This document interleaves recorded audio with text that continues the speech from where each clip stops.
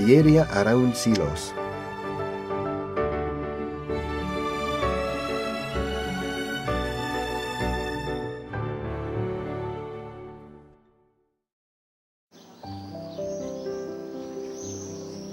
One of the most satisfying options available to those who choose to spend their leisure and relaxation time in Silos is to go on a half-day or full-day excursion, either on foot, bicycle or on horseback, to the surrounding area. They will enjoy its perfect balance of lush countryside, very simple, popular architecture, and some great examples of Mozarabic and Romanesque art. An unbeatable example of this beautiful landscape is to be found in the simple climb up to the Alto de Mirandilla. Having passed the Arch of La Calderera, we will enjoy the gentle slope up to the high point from where we will be able to see the flatness of the Carazo Plateau. The wide meadows where scenes from such famous films as The Valley of the Swords and The Good, the Bad and the Ugly were shot. The shape of the two sisters, two enormous stones that appear to be embracing and which are the source of various legends, and the view of the Contreras country estate, birthplace of the great sculptor Ricardo Santamaria. The old royal way provides us with some very pleasant sights. Among them is the hermitage of Saint Cecilia.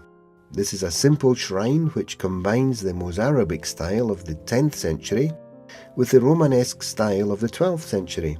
Its beauty is enhanced by the setting in which it is located, the Alto de Cervera, where there are caves in which we have clear evidence of prehistoric human settlements. Another hermitage called Las Naves, in the area belonging to Quintanilla del Coco, is located in a narrow canyon through which the waters of the river San Martin flow, and in which there are large numbers of griffin vultures. In early May, its open country welcomes the festive atmosphere of the Virgen de las Naves gathering. In counterpoint to the almost autumnal pilgrimage to the Santa Lucia Hermitage in Athenas.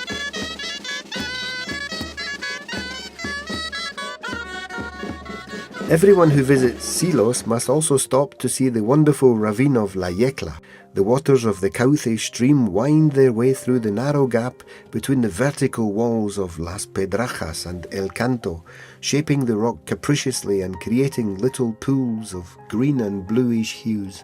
From the gorge we can begin the route of the hamlets. These are the villages of Hinojar de Cervera, Hortezuelos and Peñacoba, and they are all located inside the La Yecla Natural Park. They are quiet little villages with now very few inhabitants, and they are the human complement to the natural heritage offered by a park in which there are pine trees and junipers, and which is inhabited by roe deer, wild boar, birds of prey, and even wolves.